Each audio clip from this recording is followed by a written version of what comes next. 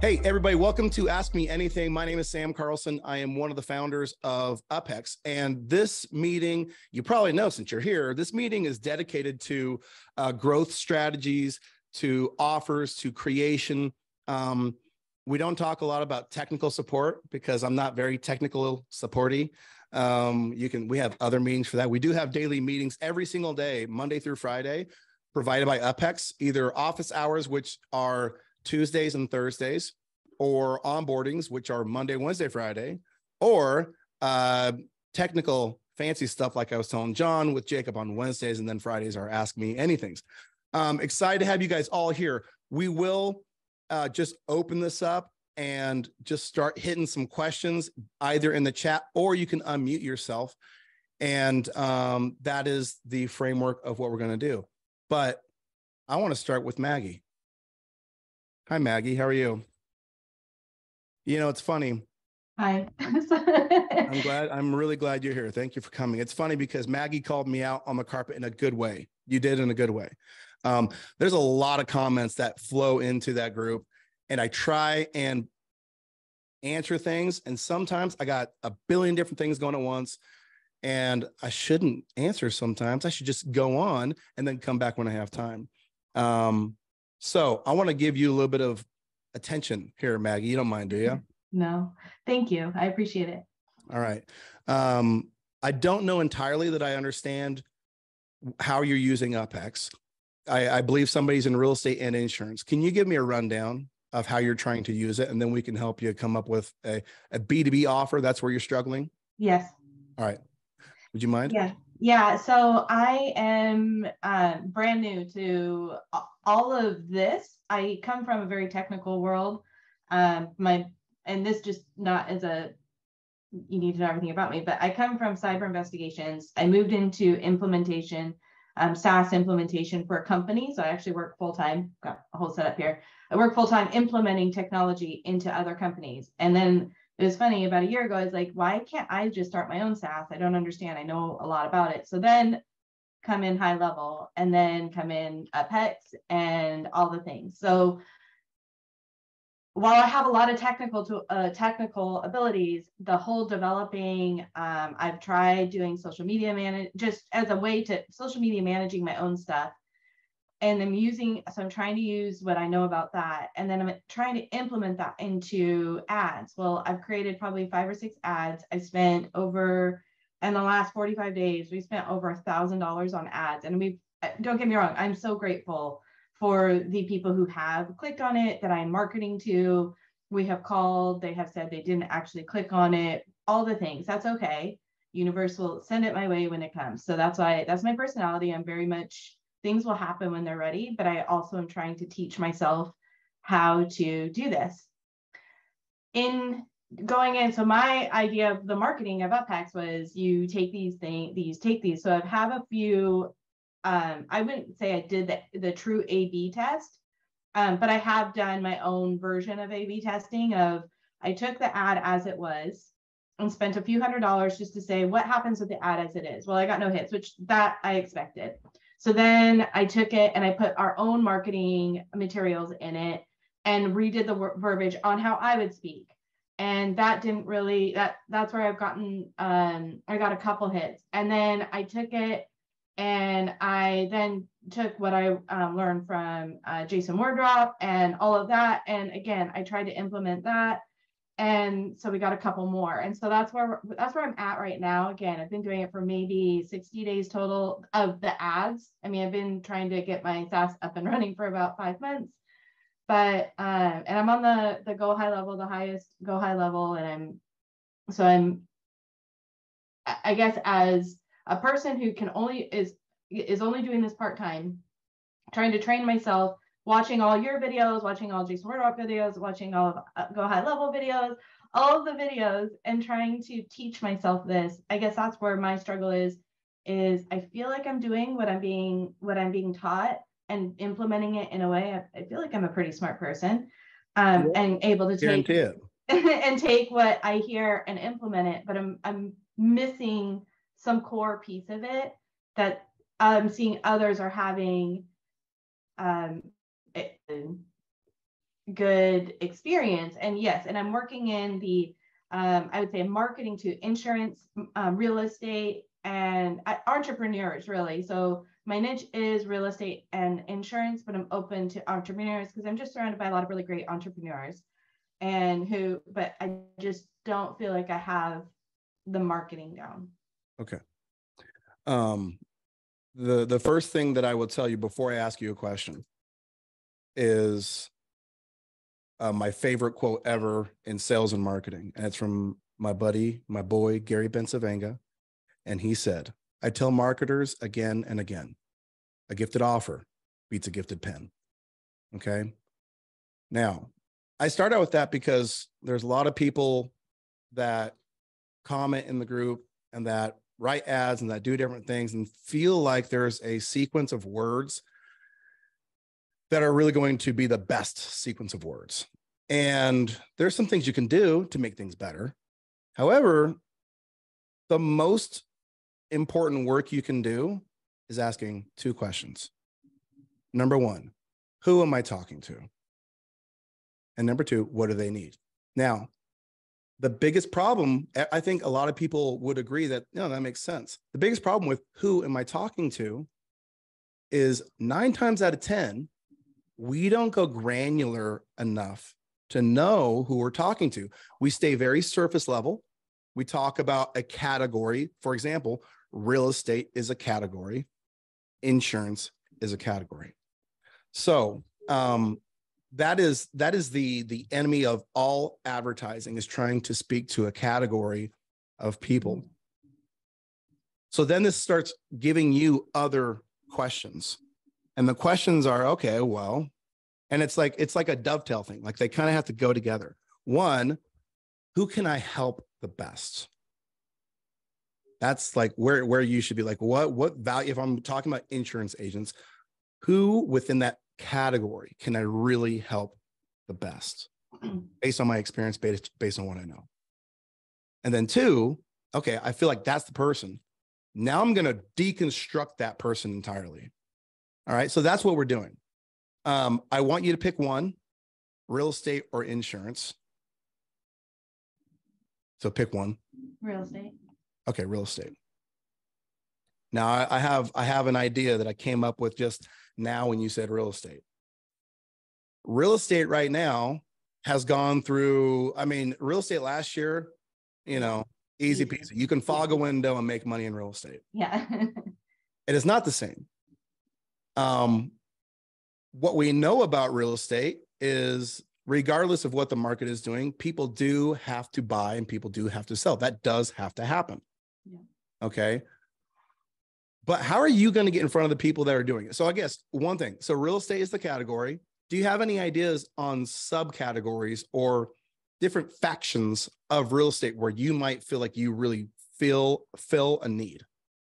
Yeah, I would say middle two, but I know you're going to tell me to go on one. Two, but the main one is the middle housing market of realtors who are really focused on the people who are in affordable. I live in Washington State, so affordable housing is still $500,000 house. And so really focusing on, and I even have my persona, and thankfully I do, my first client is exactly my persona, and it really helps. Well, 1.5 of my people, the other one's my husband who doesn't pay me, but, is the category is going after the person who's going after the people who can barely afford a $400,000 house, but that is their dream, that is their desire, and that is what, and the realtor that I'm going after is the person who's going to make that happen no matter what for them and have good resources for that. Okay. So now we know who it is. Does Washington State have first-time home buyers programs like a HUD kind of thing? Yeah. Okay. Yeah. So here's your ingredients. One, you know who you're talking to.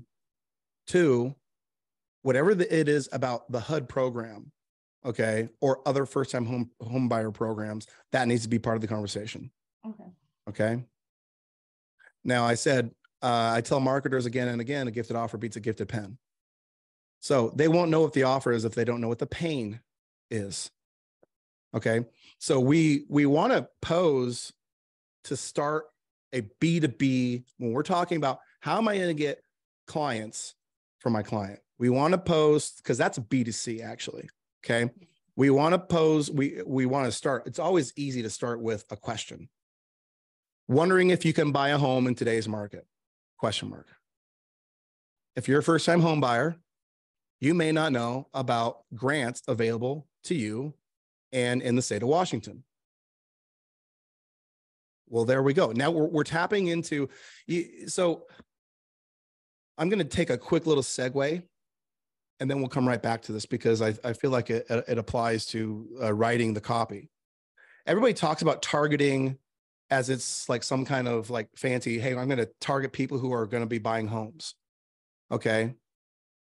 Well, divide your targeting into two parts. Targeting based on demographics and targeting based on psychographics. Mm-hmm. When it comes to demographics, let the Facebook algorithm do what it does better than you. And that is open it up to first-time home buyers in terms of age. So, 21 to unlimited, right? And your geography. Leave it there. When it comes to psychographics, that's where you want to start thinking, well, what kind of, when they're sitting on their phone thinking about a house, what kind of things are they looking at? Are they trying to find? Like, what don't they know? What do they need to know? What is the first point that they need to know? You need to satisfy that thing. You need to know, and you can go, you can go on Google and type in, like you're one of them, type in first-time homebuyer programs in Washington. Scroll down to the suggested terms and be like, oh, this is what else they're searching. Okay. So the mindset, the psychographics of writing an ad like that are incredibly important. All right. The easy way to do it, start out with a question based on that person. Okay. So now, because we know we're talking to a first-time home buyer in the state of Washington, there's programs available. Now we're not going to say, are you looking to buy a house? No, we're like first-time home buyers in the state of Washington. Now we're getting very specific. That is a psychographic type of targeting. Okay. And then in terms of your images and things along those lines, people in front of their home. I feel like anytime I always have and this is just the way I do it. You don't have to do it this way. In my UpHex account, I always have a image version of my campaign and a video version of my campaign. Inevitably, my video version always gets better prices. I don't know why I do video, but I like to have two options. Like if the video for whatever reason is hitting some kind of attrition, I'm like, I just flip it over the image. I'm lazy. Okay. So I would go to, oh, my buddy, by the way, right now I'm getting direct messages from my friend Alex, who is actually going to do one of these with you guys, not this coming Friday, but the Friday after that. Maggie, you should be on that one because he's in the mortgage industry and he's lobbing softballs at me right now. All right. He's sending me direct messages and I'm just going to read them out. Alex, you should have posted them in the group, buddy. Actually, have I made it so you guys can all post in the group? I do this all the time. Hold on. There he is right there. Hey, Alex, you're going to be doing this in 2 weeks, but would you mind dovetailing into where I am right now and helping Maggie get off the ground with her mortgage stuff? Yeah. Hey, Maggie. Real estate stuff. How's it going? Good. Thank you. So I just wanted to be clear. You're talking about deliverability, right? You're talking about how do you put successful ads out right now, right? And I have a mortgage agency and we do a lot of real estate ads. And what I found is really helpful is at the top to call out your audience. So in our ads, for example, we'll have something that says, in your case, it would say, attention Washington home buyers or attention Washington renters, especially if you're looking for first-time home buyers, typically they are renters, right? So calling out, you know, who that audience is, because whenever you want somebody to click on your ad, you want them to look at your ad and say, oh, hey, that sounds exactly like me, right? That ad is calling out to me. Yeah. So what we'll do is we'll do things like this, or what we'll do is programs like home programs or renters programs, right? Because these exist in specific states. You can even get, for example, in Florida, they have something called the Heroes program, which is housing programs for first responders, right? So, and the great part about this is they're employed, right? We know that they're employed from those ads, but it's always good to call out the person that you are targeting, like in big letters. I like to put emojis, right? So a fire emoji, attention Washington home buyers, a fire emoji at the end, right? And then you can say something along the lines of, new renters program in Washington makes it easier for renters to purchase a home. And if you want to get a little risky, sometimes you'll get flagged for this. You can say, you know, with as little as $8,000 in the bank or something like that. So what that's going to do is that's going to weed out all the poor people, right? All the people who can't really afford a home. So you know, we've found that to be very helpful. And it's always good to call out your audience, especially in real estate, because it's such a broad, you know, it can be very, very broad, and you want to get specific, right? So saying, you know, attention Washington renters or attention Washington residents, right? That's going to get their attention. And then you can tell them about this awesome program that you have for a real estate agent to come help them, or whatever that is. Awesome. And then here's another tip. You know, I know Sam was talking about videos. We use still images.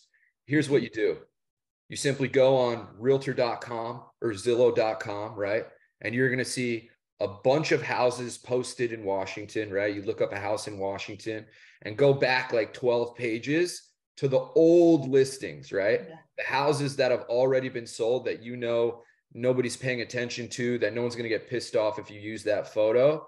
And just like, if you're looking for houses that are $400,000, go on realtor.com, look up houses in Washington for $400,000, go back 15 pages, find an old house, because when they're looking at the ad, it needs to look like a house in Washington. If you post a house in Florida on your ad, it's not going to convert as well, right? Absolutely. Yeah. So you want to have Washington are not as pretty as Florida and Vegas, I'm telling you.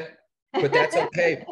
but that's okay, because that's not what you're going for. Yeah. We're not going for aesthetic. We're going for realistic, because generally when people are playing ads, they have, sorry, I'm distracted by the guy playing the guitar. John. He's ready. He's ready. That's so funny. So when you're running ads, right, you want this to look as realistic as possible, because what we found is when you're going after, some states have a higher literacy level than other states, right? And it's an interesting thing that we found in the states that have the cities that have the highest literacy level, the cost per lead is much higher. And I don't know if this is 100% true, but what I've heard is that when the literacy level is high, generally the skepticism level is high too, right? So they're less likely to click on these ads. If I see the same exact ad, attention home buyers in Washington, attention home buyers in Washington, and in one, I see this beautiful house, but it doesn't look like it's from Washington. Yeah. And I see this other house that's shitty, but I'm like, that's a Washington house. Yeah. Then I'm going to go with the one that I trust more. Yeah. Okay. That makes sense. There you go. Hope that helps. The guy's a G. And like I said, he's going to be doing the Ask Me Anything on the 20, what date? Do you remember? I think it's February 3rd, right? Yeah, the 3rd, not this Friday, but the following. So he's going to be doing that, which is awesome. I will throw one more little idea onto the back of this, because it came up to me, because I do a lot of event marketing and different things like that. And in Idaho, which is where I live, we had this thing called like Parade of Homes, right? And back like 8 years ago, some guy did this thing called Home Show Daily, and it blew up. He took an old grocery store, and the grocery store, he basically put all of these contractors in there. So if you wanted to go to Home Show, you could see all the contractors and their stuff. You just went in there. He blew it up. The guy was crazy successful. Well, I was looking at that. I started like deconstructing the different parts of it. And they used to do the same thing, but as like a parade. Like you would go and you just see all the different builders and all that kind of stuff. I thought to myself, listen, if I were building a list of buyers right now, what I would do if I was a real estate agent here right now, first of all, I would throw out the old playbook because it doesn't work. And what I would do is I would start running ads and say, if you're a buyer, there are still good deals on the market. Get my list every Friday of the best home prices and these different things. And then if you want to join a group of us to, and then like invite them, hey, by the way, we're going to see these 12 homes on Friday, meet at Waffle Love, and then go. I guarantee you that would blow the doors off. So one, just the idea of saying, hey, here's the offer of these homes, because a gifted offer beats a gifted pen. They don't have this list. You're going to provide to them. So that's one. And then the deliverable, it's like, if you have other questions on this, we're going to meet here. Maybe only one person shows up. You're like, hey, man, it's just you and me. Here, let's have some waffles together. Let's go check it out. By the way, it looks like you're a buyer. That's one. And then two, everybody who did not. This is the one thing that I try and pass on to my clients in my agency. Just because somebody doesn't buy within the first 30-day window does not make them a bad lead, right? Yeah. And what you're really doing, the strategy, like that was just your pawn. You sacrificed your pawn. What you're really doing is you're building a list of buyers. Yeah. And then, I don't know. I just think there's always an opportunity when everybody else is running away. It's like, I wonder what I could do. Boom. I totally would do that. I had that idea when I saw you were in real estate. I'm like, what would I do? What would I do right now? This is what I would do. So anyway, Maggie, you feel like you got some more ingredients, some ability to go out there and go crush it. Yeah. Yeah. Thank you so much. And thank you for giving me half your meeting. So I appreciate it. Hey, everybody benefits from this. I mean, I benefited from listening to Alex. I didn't know anything about that literacy level. I wonder what my literacy level is. That's why I clicked on so many ads. But anyway, cool. All right. So we've got some questions coming in. By the way, I did enable the chat, but I got to go back to all this stuff. Let's see here. We don't have a white label demo video of UpHex, and we primarily don't do that because all your guys' white labels look different.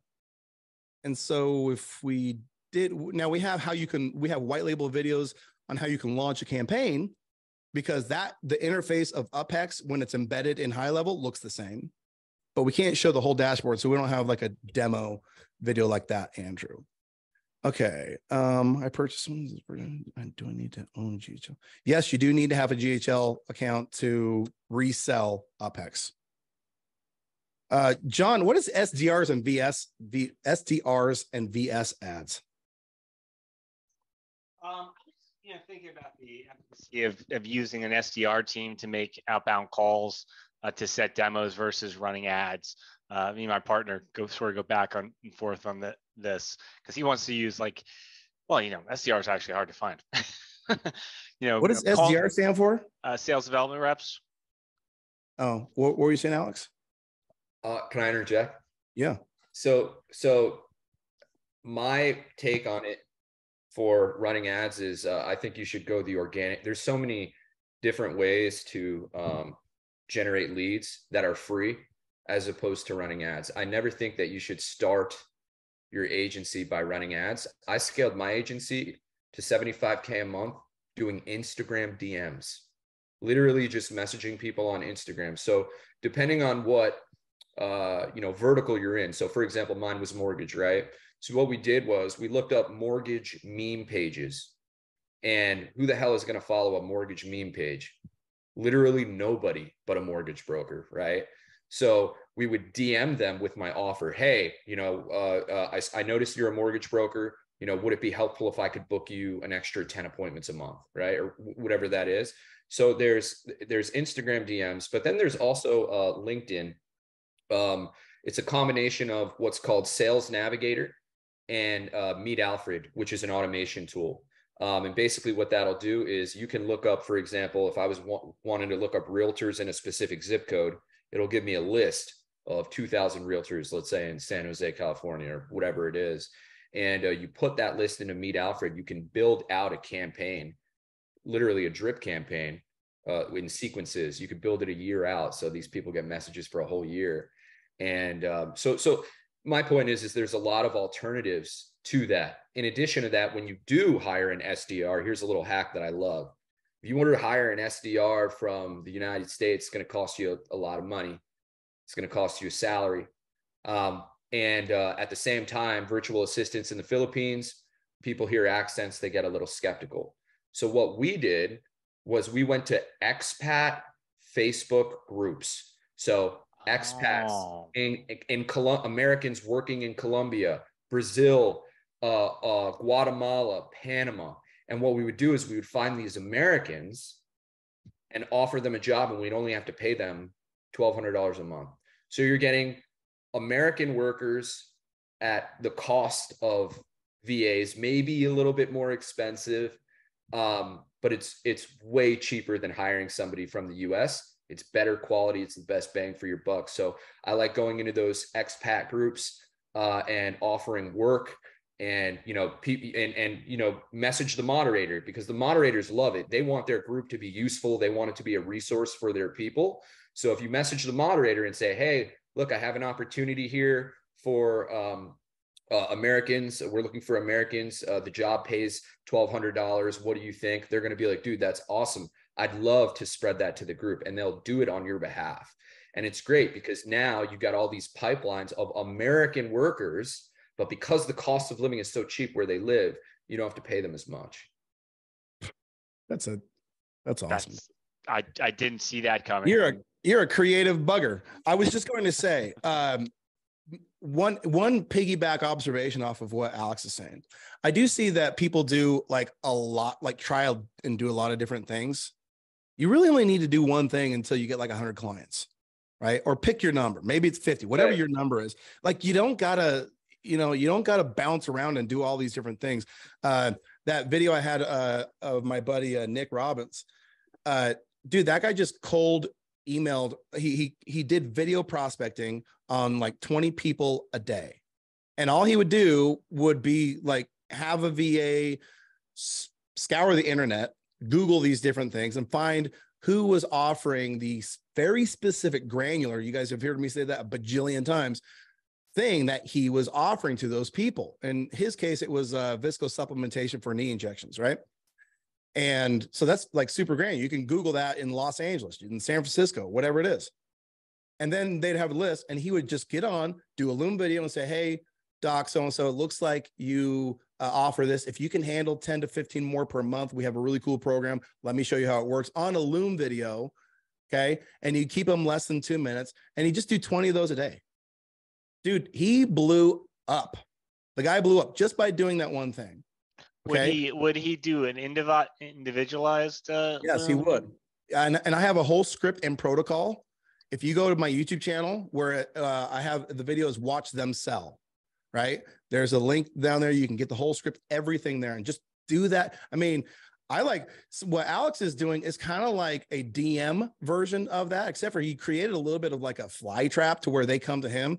Also a G move. Like you get creative, but you only need one thing, and you can run ads. I mean, I run ads consequently. And as you know, as Alex knows, I love webinars. And so now I get pretty much either if they've seen me around for a long time, whatever, they come in organically to talk to my sales team, they come in that way, or they come to one of my webinars, which consequently, I would have all you guys know, I'm doing my very first UpHex webinar to our list. Alex, guess how many registrations I got? 3 emails. 3 emails. How many? I want you to guess. Well, you have what, around 400 or 500 users? So you just sent it to the users, or you sent it to your no, users? No, I didn't send it. I tried not to send it to users because they're already okay. So you sent it to list. Wow. 6,000 people on the list. Shut up.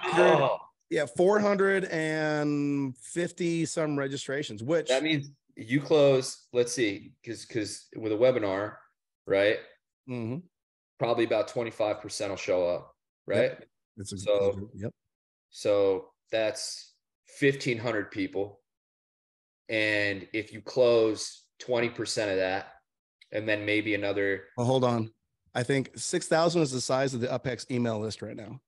Okay. So 452 registered for, it would be shut up at 6,000. Maybe I spoke too quickly. I mean, if my math is correct, that's potentially a $50,000 day but not, it's a $50,000 day, but in monthly recurring revenue. Yeah, right? it compounds. Yeah, it's exciting. So, but the point is, we had one acquisition method to getting all of those opt-ins. We just opt-ins. Now I'm doing webinars. And I'll do webinars as a primary source of acquisition, probably twice a month going forward. And you should say why, right? How much did those webinar registrations cost you? What's the cost per lead on that? Some of them, well, a ton of them came from you, like some of them free, zero. Right. Oh, but all of these registrations were free. They're my email list. Oh, they're your email list. Okay. Because what I was going to say to John is he's looking at running ads, and I can tell you firsthand, man, trying to get a demo, it can cost anywhere from $80 to $200 per demo, right? Yeah, webinar, way cheaper. So they're expensive. And then you got to also take into account all the no-shows, right? And then you got to take into account, well, what's my close percentage? So that's why there's so many problems with agencies, because they just jump into ads and it destroys their net margins. That's what happened in my business. Webinars, on the other hand, $10 to $20 a registration, right? And you could always remarket to that lead. So my thing just became like, why would I pay $200 for a one-on-one sales call when I could get $10, $20 registrations and sell to the masses all at the same time? Yeah. And it's just much more cost efficient to do webinars. Webinars have this old stigma to them. Like, oh, everybody, like, remember when everybody was doing webinars?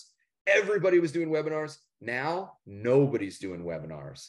And that's why I've pivoted that way, because nobody's doing them. And we're getting really, really great results. We're getting more leads for less money, which is the name of the game. It doesn't matter what sector of the business you're in. The name of the game is, how do we acquire new business for the lowest cost possible? And webinars allow you to do that. Yeah.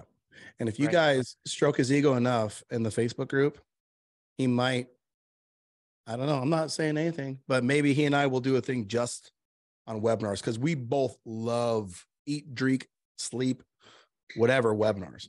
But that's a big lift. All right. So awesome. The script, Jacob, the script is, if you go to YouTube, there's one video that says watch them sell. It's Nick Robbins and Jason Wardrop. And in the description, there's a link. And I write out the entire day. Here's what you do every day. Here's how many you send. And then here is what you send them. And then here are the software tools that you use to send them those things. If you do only that, if you follow the entire thing, you won't have any issues getting customers. Okay. Now I will say, and I said this to as well as Jonathan, one of the things I think that is important, and it just entered my mind as Jonathan was asking whether or not he should hire different salespeople and all that kind of stuff. I do think that being very aware, and I said this last week, of who you are, what your strengths are, is very important when you're growing. It's hard to say, hey, I'm doing sales all the time, and I've got to build the back end, and I've got to deliver, and like all that kind of stuff, right? So sometimes that means bringing on a person that's going to be invested in, profit and all that kind of stuff, is usually also only interested in equity. I am. All right. So I'm not going to jump in on somebody's sales team and not get equity in it. So just understand that as you grow, sometimes that means you got to acquire, get partnerships, whatever it is, just food for thought. All right. So you run ads to attach you run ads to a webinar. The cool thing here's why I like running ads to a webinar. They are cheaper. Also, it cuts through the BS. It's like, boom, there's my offer, right? Here's my case study. Here's my hook. Here's whatever it is. It is dog whistle copy in its finest. Okay. So I think my hook for the UpHex webinar is how I landed 127 clients in 2.5 months with a new improved offer, agency offer, something like that. Well, people want to know, well, how did he do that? Because I've never been able to do that. Cool. I'm going to show you the offer I used. That's the whole point. I'm going to show you the offer. What is the offer? The offer is DIY Facebook ads. And then I can add in all this other stuff on the back end and grow my business accordingly. Okay. So yes, webinars are legit amazing. Can you close on pre-recorded demo, then book the launch call? Or would it be recommended to book demo, close, then onboard? All right. I'm going to tackle this one here real quick because I get a lot of questions around. I'm making a note of this because this is a response I want to give to people. So the question I get a lot of times is, when do I give a 14-day free trial? How much should I charge? Can you close without doing a sales call? Can you close without doing yada, yada, yada? Okay. You're only limited by your own creativity and your ability to sell to people. However, there is a chronological order that I've observed that I think is right, meaning it was this way for me and it was this way for a lot of people that I know who have successful businesses. But I don't want to say this is the only thing, because then that will limit your ability to create your own offers. You just have to test. Okay. My own experience has taught me that when you're learning an audience, a person that you're going to sell to, the thing that you have to do, you have to start with is selling one-to-one. Okay.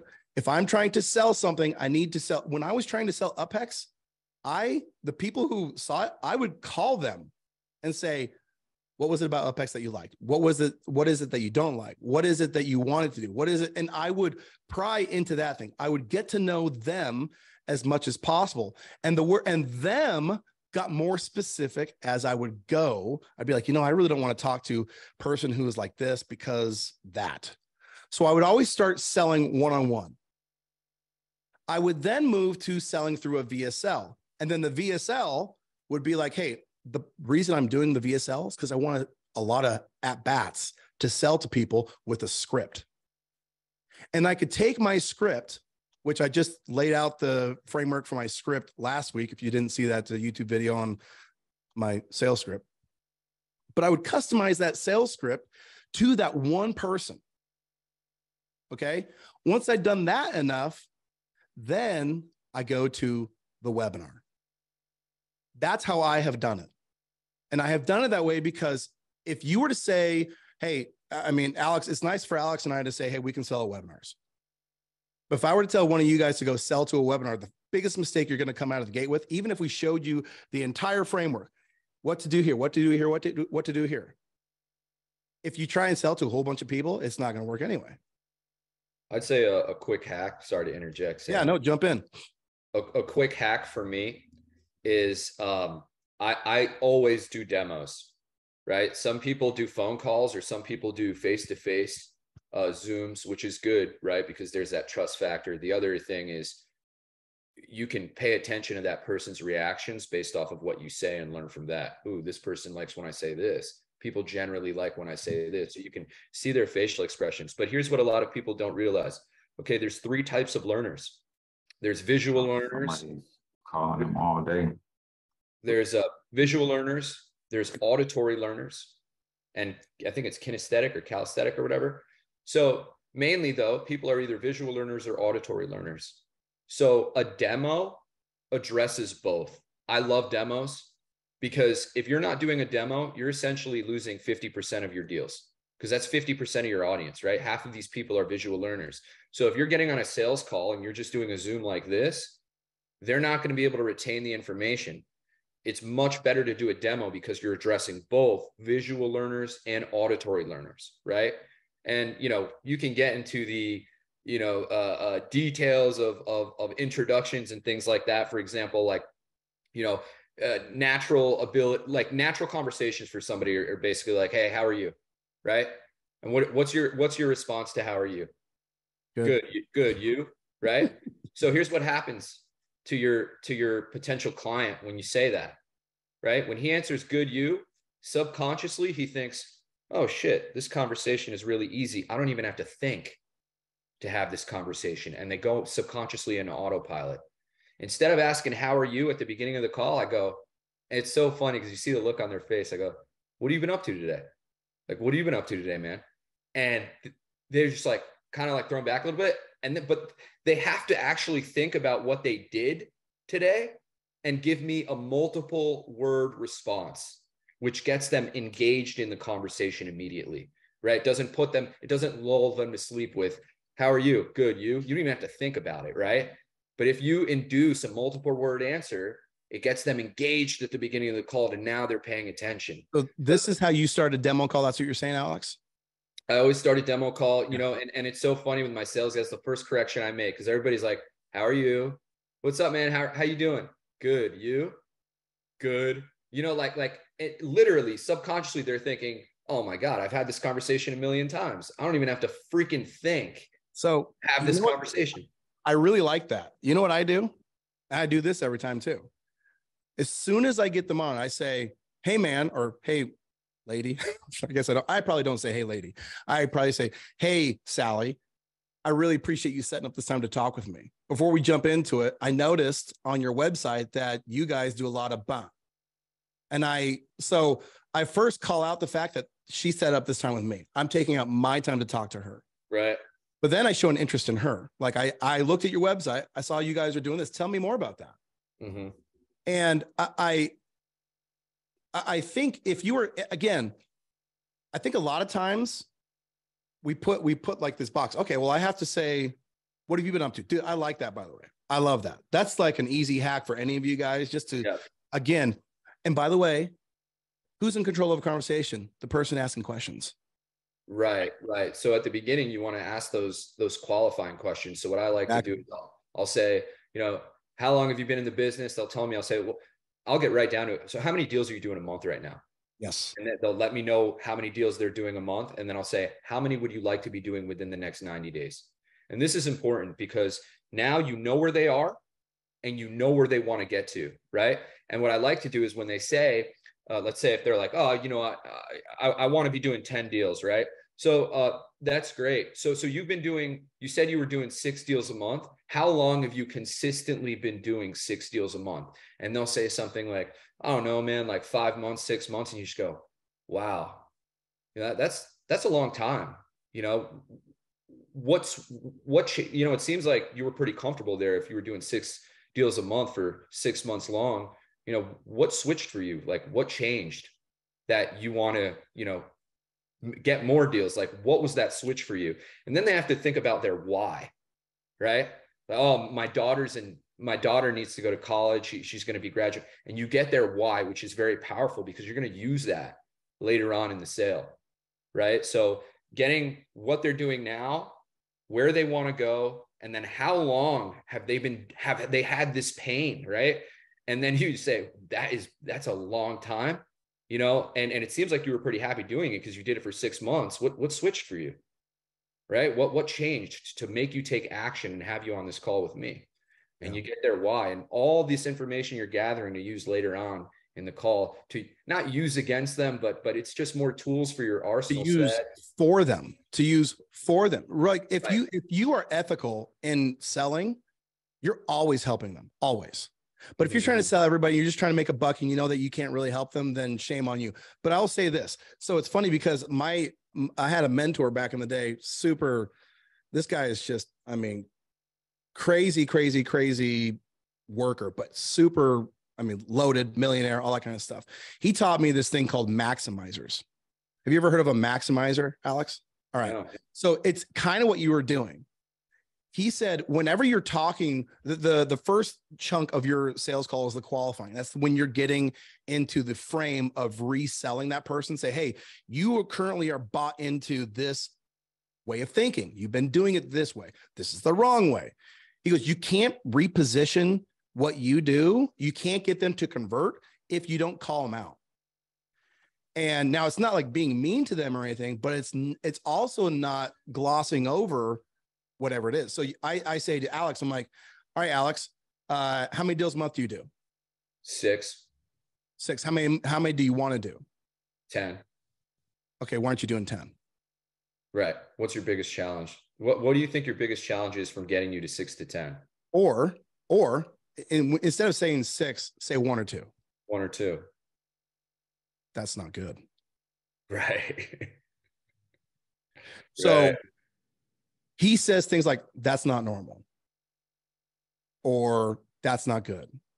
The whole point is if they have something to where it's like they themselves, we as people, it's like a doctor diagnosing you with sickness. Yeah. Well, it's like, that's not good. If you say, okay, so let's do it another way. All right. Tell me 1 or 2 again. 1 or 2. Okay.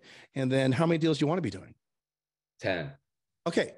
I totally glossed over, like, I didn't call him out at all. I totally glossed over, which means I'm apathetic to what he's doing, which means I don't know what I'm doing. Mm-hmm. Right. Because in my world, 1 to 2, that's not good. I love that. No, I definitely love that. And when you said that to me, like I'm putting myself in position of the client, my heart kind of sank. Like, oh, you have, a really bad case of appendicitis or something like that. So it's like, now I need to fix it. Exactly right. So here's this is like a double-edged sword. When people hear about maximizing a response, they become hesitant because he calls it a high level of confront. Now, I have a high level of confront naturally. I can say anything to anybody and it doesn't bother me. But the little I know Lori, she hasn't got that, I don't think. Right. However, did you hear what I said, Lori? It was a compliment. It was a compliment. Meaning, I think some people don't want to take this position with people because they feel like it's aggressive, but it really is not. And it's something that you can practice. And it's something that you should do if you want to help people, right? And we can say, hey, want to close more deals, want to close more sales, yada, whatever. That's fine. Making money is a good thing. Making money is a good thing. But the ability to communicate is the only tool you have to do that, right? And this is a tool. So I like your way of asking them why, because by the way, why and how and what are really good ways to start a question. Because if you ask a question on what and how, like, what are you going to do to fix this? How have you planned on fixing this? You make them solve the problem. Right. Okay. So again, when you're asking questions, remember, I got to start this with what and how, because it'll make them solve their own problems. And when they come up short, I'll show them how to fill in the blanks. Awesome. I'm not sure what the original question was, but that was a good little rant. That was fun. All right, let me see if we got any. Okay, hey, Sam, sorry. I asked a question in the beginning, but had to hop off. Yes, it's recorded. I purchased. Okay, I don't think there's a question there. These questions that I asked, that I must have been missed. Did you ask some questions, Lori?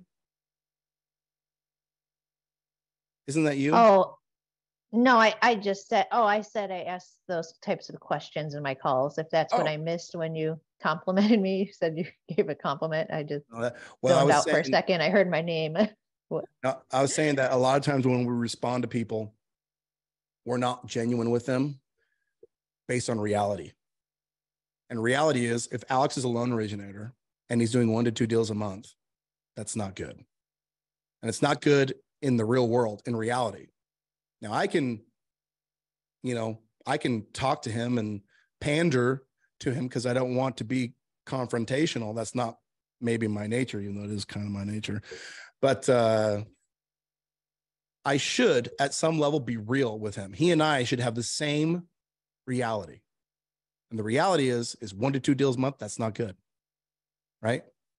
6 deals. Okay, fine. I don't maximize things that are not actually problems. I don't use a maximizer to like manipulate a conversation. But when he mentions something like, hey, how many different ways are you trying to get deals? Like 20. That's not good. That's not normal. Why are you doing so many? All right. So that's what it was. Jacob, what's up, buddy? You got a question? Yes, just a quick question in regards to the webinar thing. I have not started running ads. I've been cold DMing, but I'd like to start running ads soon. My target audience is steam cleaners and pressure washers and mobile detailers. So are y'all saying or suggesting that I should run an ad to a landing page to where they attend a webinar right then and there? Or do I have to some way collect, like put them onto a landing page to sell the attendance of that webinar? I'm just not quite clear on the logistics of that particular funnel. Okay. How many clients do you have? Just 3. Okay. So I'll tell you the same thing I was telling John earlier. If you're cold DMing and you've gotten 3 clients, more cold DMing. Refine it. Get better at it. No webinars. Like, and I think that was kind of the point of that question I was asking is I get questions like this. Should I run ads? Should I do this? And that was also Alex's response, where it's like 3 clients, good job getting the 3. I don't, and this is not Jacob. I'm not talking to Jacob on this one. We all do this. It's like, as soon as we find something that works, we're like, oh, sweet, it works. Let's go to the next thing that might work. Just keep doing the thing that works, you know, until you hit a threshold, right? Until you hit what, I mean, what, so Alex does cold DMs, okay? And he explained the way he does them, okay? Maybe you could improve the way you're doing cold DMs. Maybe you could improve. I tell you what, I guarantee, I don't know you, but my supposition would be you're probably not doing as many as you can or could do. Can you do, how many a day do you do? Not as much as I'd like to, maybe like 2 or 3. Yeah. I did 100 a day. 100 a day. And what I did was I paid my little cousin I was like, I'll give you $300 a month. That'll save you. That'll be less money than you spend on ads. Trust me. $300 a month.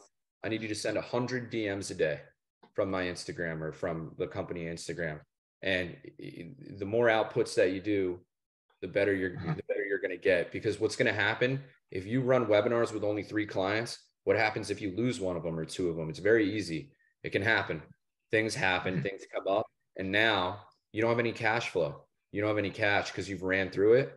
I did not start running ads for my agency until I was at like, I think around like over 50K a month. Right. So if you're only sending 2 to 3 DMs a day, I got good news for you. There's plenty of room to grow, right? Plenty of room to grow. I think you need to send out 100 a day. I don't know if Instagram has changed any of their stipulations on sending out mass DMs. Send out as many as you can until it stops you, and then, you know, take a break. Don't push it. But, you know, you got to be sending out more than 2 to 3 a day, man. I'm impressed that you have 3 clients only sending out 2 to 3 DMs a day, because that must mean that your offer and your messaging is very good, right? Now just multiply that. If 2 to 3 DMs a day gets you 3 clients, what does 100 DMs a day get you? Right. A lot, right? A lot more. And you manually DM them, right? Not like a software or anything. Copy and paste. Yep. Okay. Copy and paste. It's all copy and pasted. Paste. It's good to call them out by, you just say, hey, John, call them out by their first name, enter, paste, send. Exactly. Yeah. That, you know, and I don't know why, again, this isn't Jacob. This is not you. There is this behavior, maybe in entrepreneurship. I'm not going to say just in online, right? In entrepreneurship, to where it's like, hey, I'm going to just do the thing that I'm doing. So I'm going to run an agency. And you don't think that you got to go out and sell as much as you do. For some reason, there's like this huge misconception. Even the clients that were like my doctors, right? Like, your first job is to be a salesperson. That's your first job, or you don't have a business at all. People can say whatever they want about selling. It's the number one thing you can learn how to do that will pay you for the rest of your life, regardless. It does not matter. You will always have a roof over your head and the ability to make money if you know how to sell. But then it's just the like, hey, what are my lifts? How many reps do I have to do a day? Right. And I think sometimes people will look at Alex. If you don't know, if you guys haven't seen, Alex was a case study on my YouTube channel like 2 weeks ago. And the case study we covered was how he got 38, I think, SaaS clients in 14 days. Well, if you watch the whole thing, he didn't just go out and like just get 38 SaaS clients by DMing people and all that kind of stuff. He had a list that I think, what do you say, 8,000 people on it? Is that right? You're on mute. Sorry. Yeah, I'd say it's about 9,000 LOs that we're sending out, text messages to attend the webinar so we can sell them. Yeah, you lift where you stand. If today I can bench press, 200 pounds, but I want to get to 300 pounds, I'm going to have to go to the gym and do all the stuff and do it right for an extended period of time. And then like, I do take it for granted. I mean, if I want clients in my agency, if I wanted 10 clients in my agency, gun to head, I could go out and get them by the end of the day. Okay. I really I could.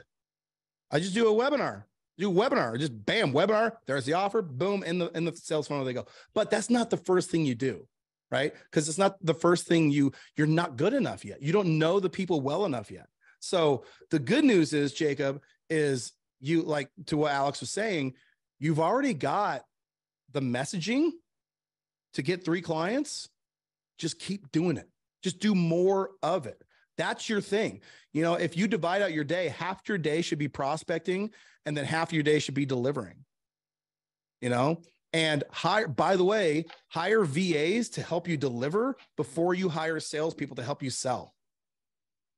Okay. So, hey, I'm going to plug VAs into doing these things because it gives me more time to sell until you get to whatever threshold you put on yourself. Right. Gotcha. But it's not just you, dude. It seems like a lot of people have this squirrel disease, where they'll get something working and then it's like squirrel, So kudos to you. Get after it, man. Keep going. Get to 20, then 30, then 50. By the way, the first 10 is the hardest. And then after that, they just, you're in a groove. It's easy. Easy peasy, lemon squeezy. Awesome. Let me see if there's any other questions here. Amazing. Geez, got a lot of. What do you suggest for the first DM? Thanks for clearing that up. Hey, Sam, I saw your post about high-level tools partnership, and they do white label ticket support. Anything GHL is amazing. Do we have something like that? UpHex Pro Tools that can white label ticket support. That's kind of what they're doing. So high level or the HL Pro Tools are taking the UpHex software under their purview and their wings as well. So when you sign up with those services, that's what they're going to start doing. So that's awesome. So let's end on this. We're about at the hour, and I think Lori had a good question, and because the last scenario was on cold DMing, and since I got Alex on, who's a cold DM fiend, Lori's question is this: can you give me an example of what your first cold DM message would be? Sure. So in a lot of cases, it's almost very biz oppy, and it's so funny because I've had, and keep in mind, not everybody's going to like the DM you sent, right? I talk about this on my TikTok. I talk about Instagram DMs, and I talk about how how I was able to scale to 75K a month just using Instagram DMs. And what we would do is we would say, hey, John, I noticed you're a real estate agent. Would it be beneficial if I added 10 appointments a month to your calendar? That's it, right? You're just letting them know you're offered. So when I did this on TikTok, this real estate agent was like, that'll never work. That'll never work. I hate when people send me DMs like that. It's so spammy. It's like, good, I'm not selling to you. Yeah. If it's spam, who gives a shit if the guy who isn't going to buy anyway thinks it's spammy? I don't care. I'm not selling to you, bro. Exactly. I'm selling to another guy at your company who actually is interested in my offer, right? People will have this like negative stigma around Instagram DMs. I'm like, oh, it's spammy, but good. All the people who think it's spammy don't have to buy it. We're trying to get to the people who say yes, right? And what do you care about the people who aren't going to buy it? You're never going to talk to them again. You're never going to see them again. Those aren't the type of customers you want either, right? People who are against, you know, free business, like you don't want those customers. So just saying, you know, your offer, hey, John, you know, I noticed you are a blank, whatever that industry is, profession that you're going after, and say, would it be beneficial if I could add, you can say 10 appointments, you can say 5 calls, you can say even monetary, if you're confident in your offer, right? If I could add an extra $10,000 to your pipeline, or if I can add an extra, whatever that offer is, it's just simply letting them know that you have an offer, and if they'd be willing to get on a call with you, they could find out more about it. And if this will get cut, so I know that I want to add one little thing onto there, just so we're super clear. Your offer's got to be the thing that they want. Okay, so would it be beneficial to have Facebook ads in 3 clicks? No, nobody wants that. Okay, people want the thing that grows their business. Would it be beneficial to have more, appointments, booked appointments, pre-qualified appointments, inbound phone calls, whatever it is? That's what you're selling to people. That's what they want. They don't care about the screw gun. They care about the hole, right? So, it's funny because the most impactful, the most potent messages I have ever sent have always been one sentence. That's the other thing that people do so grotesquely on DMs. Even, dude, I'll get cold DMs on LinkedIn, all this stuff. People will write me a block of copy. Guess how many times I read it? None. I never read that. In fact, I get mad. I'm like, you didn't look into me enough to refine your message so you could just say, boom, that's what he looks like he might need what I have. If you can't offer me something in one sentence, don't offer me anything, right? I don't have the time. This world is too chaotic. And I'm not going to sit here and partition off my free time so I can read your sales pitch, right? Love it. Awesome. Dude, Alex, you're going to crush this, bro. You're a G, man. I appreciate it. Thanks for coming. Thanks for, coming and hanging out with everybody. I'm going to go ahead and hit stop recording.